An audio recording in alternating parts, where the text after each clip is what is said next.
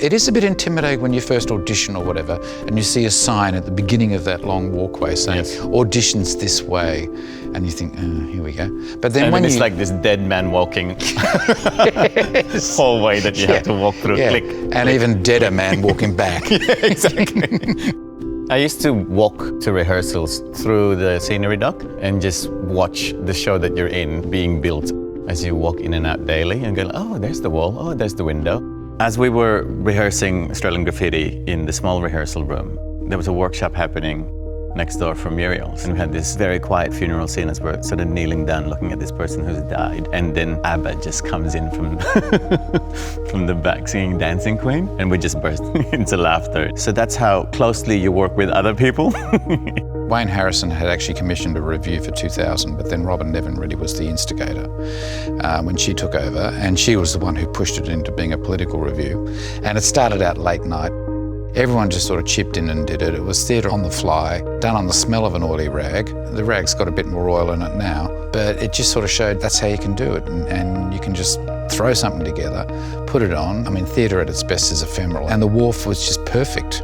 There's a safety within Wharf too of experimenting with new stuff. I think that's one of the reasons why it's there in the first place. It's a smaller crowd. They know it's going to be sort of fairly new and experimental.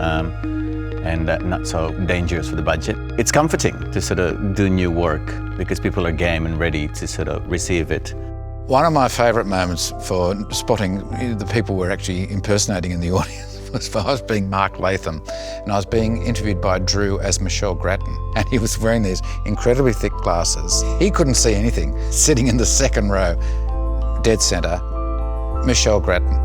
Other times, you know, you'd be sitting in the Wharf and you'd look at, oh God, it's Bob Hawke, and we'd be being Bob Hawke. One review, we had to change everything because Morris Yema had been rolled as the premier. Reba Ma resigned. The first preview, I think it might have been Amanda playing Reba Ma. She came on doing a sketch about a hospital casualty, looked out, first line, there's Reba Ma in the front row. But she didn't last very long because she had to be replaced because she was gone.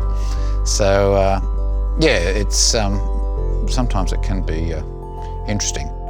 It's incredible being a resident artist at the Wharf because everything is there for you and you can tap into. So it's a perfect opportunity for mentorship from people that you're directly being mentored by and other people that are around you. As part of the program, we were asked to get a wish list of things that we want from the company and wrote down everything that we kind of wanted to learn from the resources that SDC has, and it has been delivered and given to us, which is great. I mean, the great thing about the Wharf is that everybody's there. When we're rehearsing the review, you'd say, we need a chair. You'd duck out of props, you'd get it. We need to have a fitting for wardrobe. You'd walk 20 metres and you're there. It was always that sense of the whole company being in the one spot. You go through the departments and you see what's happening. You kind of feel more involved with the entirety of the theatre making process. And I think that's what we've probably, you know, missed most. Remember the seal in the bay? The one that is in the Opera House usually? It could be. Is it Sammy the Seal? I don't know which seal it is. Oh, is it Sammy the Seal? Yeah, he used to just lie down on the Opera House steps. Yeah, well, you know, he used to come into the bay at the Wharf and he'd just go there with his fin, put his fin up and just sort of... Oh, everyone's a reviewer these days. Yeah.